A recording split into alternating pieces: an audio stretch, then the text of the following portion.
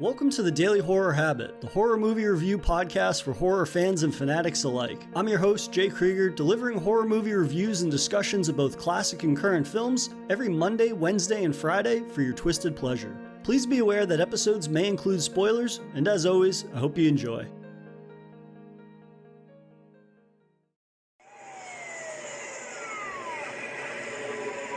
Hey! You okay there? Jesus. I think I hurt someone. This is Ed Warren, here with Lorraine. All right, let's get started. Residents of Brookfield were shocked this afternoon by the broad daylight murder of Bruno Sauls. The court accepts the existence of God every time a witness swears to tell the truth. I think it's about time they accept the existence of the devil. Whatever is going on, whatever happened that day, that was not Marnie. It's a witch's totem. We think your family was cursed. And that connection's still open. James Wan's monumental influence and impact on the horror genre isn't lost on anyone. The man's mind secretes box office busting franchises, which has made him a household name. Though while he stepped away from the helm of these franchises, his work and prevalence within the genre has made those properties a hot commodity, all the same. Which gives us The Conjuring: The Devil Made Me Do It, which is currently in theaters and streaming on HBO Max. The third main Conjuring film and the first main entry to not be directed by Wan, while serving as the seventh overall film in the entire Conjuring extended universe. We're once again following in the wake of paranormal investigators Ed, played by Patrick Wilson, and Lorraine, played by Vera Farmiga, Warren, as they tackle what the film boasts to be their most terrifying investigation yet. As if we've never heard that one before. The film opens with them presiding over an exorcism gone awry, as a young boy named David, played by Julian Hillard, has a malevolent force inhabiting his body.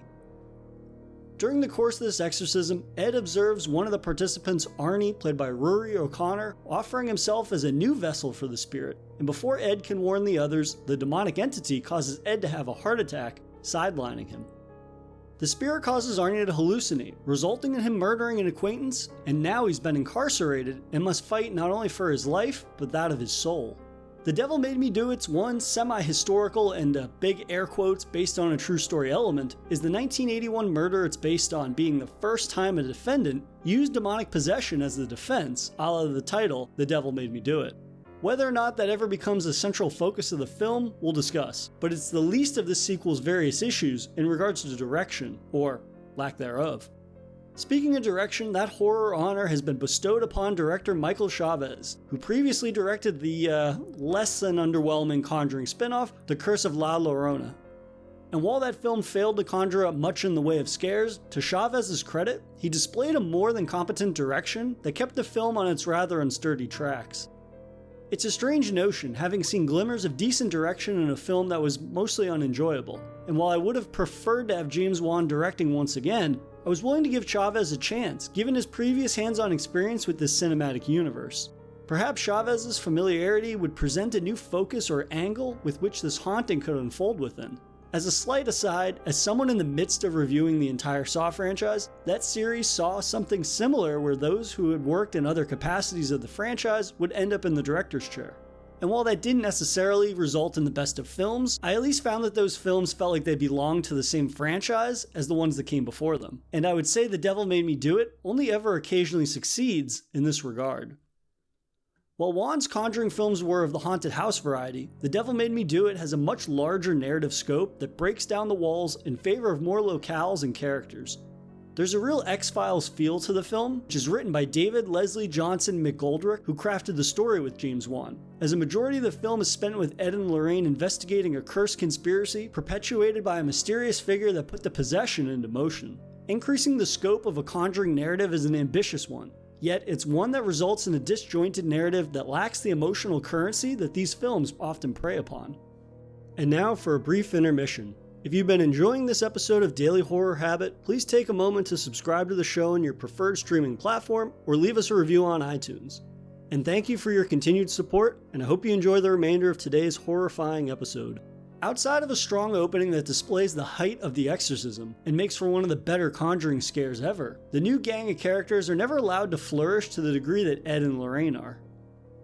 Which is strange given the past two sequels did such a great job of making the viewer sympathetic to those being haunted, as well as reinforcing Ed and Lorraine as the vestiges of good their cinematic characterizations are.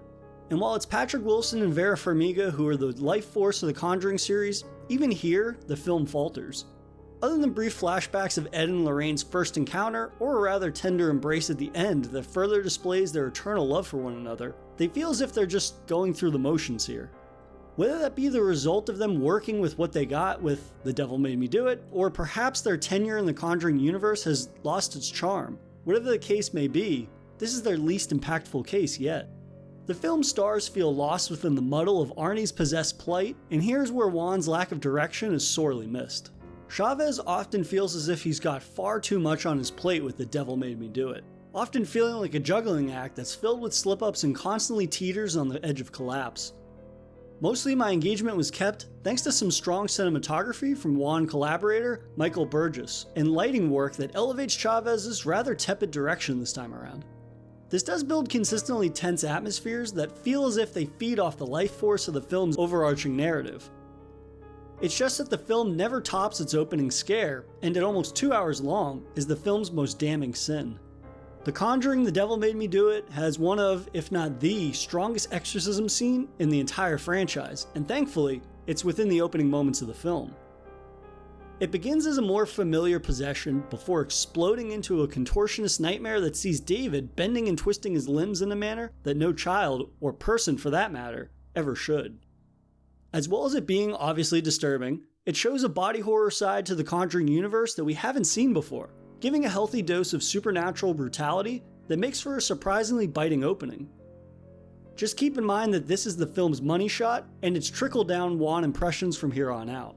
And this is pure speculation on my part, but I wouldn't be surprised if Juan was advised or consulted on the opening of the film, given its strength far outshines anything else found within the film. I mean, there is all manner of ghostly apparitions and jump scares that all feel in service of moment-to-moment engagement reinforcement, rather than the permeating aura of a haunting that Juan has made synonymous with the franchise. I'm not opposed to other directors taking the reins of the franchise. I mean, it's only natural after a certain passing of time, but perhaps this is an indication that it's time to look elsewhere for directors to take on those reins. As for the future of The Conjuring, I would guess that the way forward is actually a journey backwards to Ed and Lorraine's beginning. The X-Files framework has legs, but needs to be handled by a more nuanced director.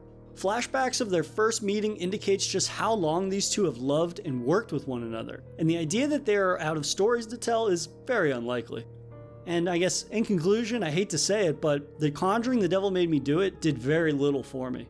An often aimless continuation of beloved characters' journey through their never-ending case files that lacks almost all the emotional engagement and the supernatural plight of the film's victims. The film is proof that just because a film is great to look at, doesn't mean what is occurring is scary or necessarily interesting. That being said, if you're a hardcore Conjuring fan, you'll more than likely get more out of the flashbacks and details connecting this film to past ones, so you can currently see The Conjuring The Devil Made Me Do It in theaters or while it's streaming on HBO Max. And that'll do it for another episode of Daily Horror Habit, your source for horror movie reviews and discussions every Monday, Wednesday, and Friday. If you enjoyed this episode, please subscribe to Daily Horror Habit on your preferred streaming service, and follow the show on Instagram at Daily Horror Habit and on Twitter at Daily Horror Pod for episode updates. Thanks again for listening, and I'll see you guys next time.